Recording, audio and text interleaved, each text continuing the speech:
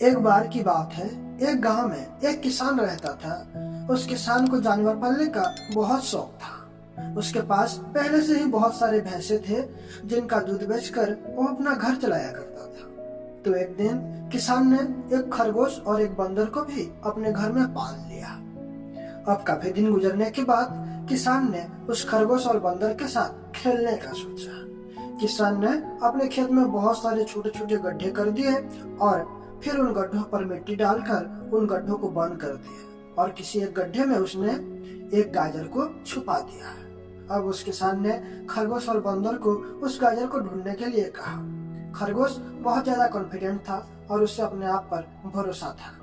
उसने एक एक गड्ढे को खोदना शुरू किया और गाजर ढूंढने लगा। लेकिन बंदर जो था वो बहुत ज्यादा नेगेटिव और आलसी था।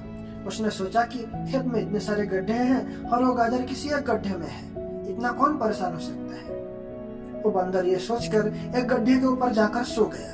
अब उधर खरगोश अपनी पूरी मेहनत से गाजर ढूंढ रहा था।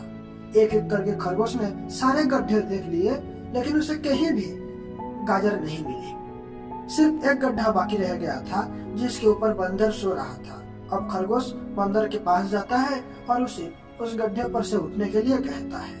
जैसे ही बंदर उस गड्ढे पर से उठता है, वैसे ही खरगोश गड्ढा खोदकर गाजर बाहर निकाल लेता है और अपने मालिक को जाकर दे देता है।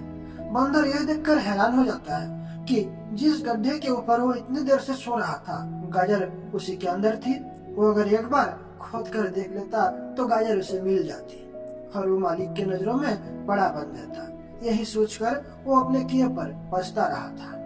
दोस्तों, इस कहानी से हमें 3 बहुत बड़ी सीखें मिलती है। पहली ये कि हमें कभी भी अपने काम के प्रति नेगेटिव नहीं सोचना चाहिए, जैसे उस बंदर ने सोचा कि इतने सारे गड्ढे हैं और गाजर किस गड्ढे में है पता नहीं। यही सोचकर उसने काम को अपने लिए बड़ा बना दिया। और दूसरी सीख हमें इस कहानी से ये मिलती है कि हमें एटलीस्ट कोशिश भी तो करना चाहिए, क्योंकि हम जब तक कोशिश नहीं करेंगे किस्मत भी साथ नहीं देगी। अगर वो बंदर जिस गड्ढे पर सोया हुआ था वहां से ही गाजर को ढूंढना शुरू करता तो उसे गाजर मिल जाती, लेकिन उसने कोशिश नहीं की। और तीसरी सीख हमें इस कहानी से ये मिलती है कि हमें जल्दी हार नहीं माननी चाहिए।